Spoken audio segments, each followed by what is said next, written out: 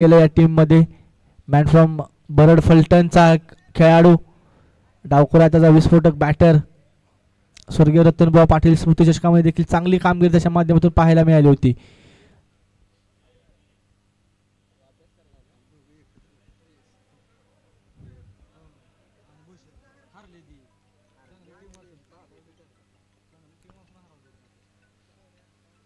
यावेळी मात्र पुन्हा एकदा प्रॉपर टायमिंग करून मारलेला फटका मिड विकेटच्या दिशेला, सीमारेषा पार, षटकार.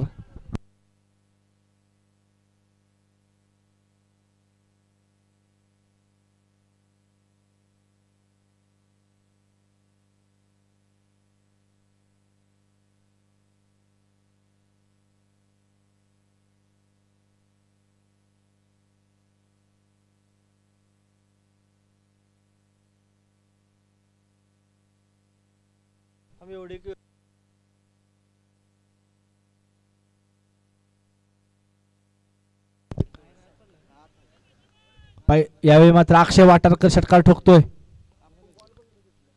आणखीन एक सुंदर चेंडू, त्याच्यावर देखील प्रहार केला जातोय. बॉलला पाठवते लॉंग ऑनच्या दिशेला, सीमारेषा पार, बॅक टू बॅक दुसरा षटकार.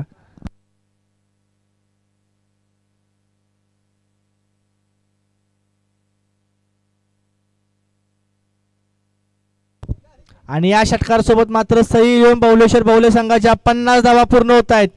53 धावा धावफलकावर पाहायला मिळाल्यात.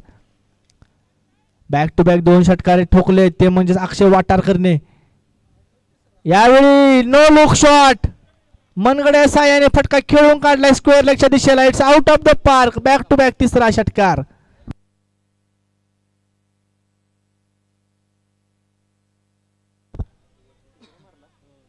सलग 3 चेंडूंमध्ये 3 षटकार ठोकतोय अक्षय वाटारकर.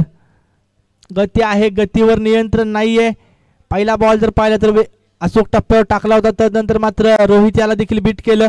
परंतु जसा अक्षय वाटारकर स्ट्राईकवर आला तसं मात्र अक्षयने आपल्या हाती धुरा घेतल्या आणि बॅक टू बॅक 3 चेंडूवर 3 षटकार ठोकलेत. धावसंख्या जर पाहिली तर मात्र जाऊन पोहोचते 59 धावसंख्येवर अक्षय वाटारकर वैयक्तिक खेळतोय, ते म्हणजेच 7 बॉल आणि 32 धावसंख्या. 7 चेंडूमध्ये वैयक्तिक 32 धावसंख्येवर बॅटिंग करतोय रोहित पवार. 7 बॉल 11 धावसंख्येवर बॅटिंग करतोय.